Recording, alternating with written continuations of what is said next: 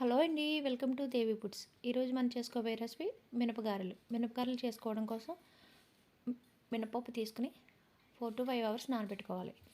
ఇలా నానిన పప్పుని శుభ్రంగా కడిగి వడగట్టుకుని గ్రైండర్లో వేసుకోవాలి.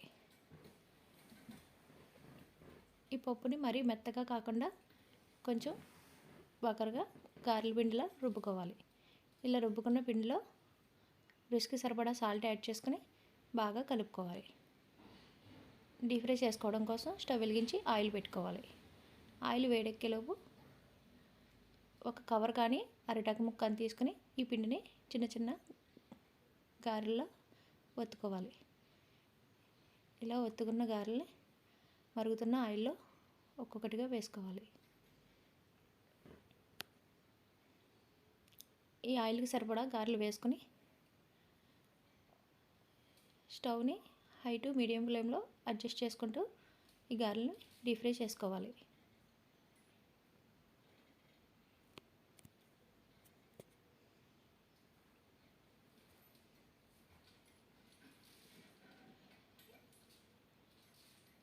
ఇలా వేసుకున్న తర్వాత ఇవి ఒకవైపు వేగిన తర్వాత మరోవైపు టర్న్ చేసుకోవాలి.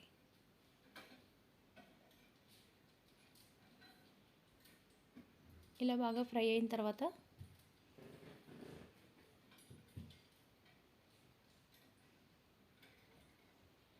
ఒక సర్వింగ్ ప్లేట్లోకి తీసేసుకోవాలి.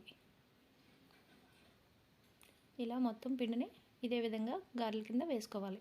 అంతేనండి, ఎంతో రుచికరంగా ఉండే మినపగారెలు రెడీ. మీకు నచ్చినట్లయితే మీరు కూడా ట్రై చేయండి. నచ్చితే లైక్ చేసి, షేర్ చేసి, సబ్స్క్రైబ్ చేసుకోండి.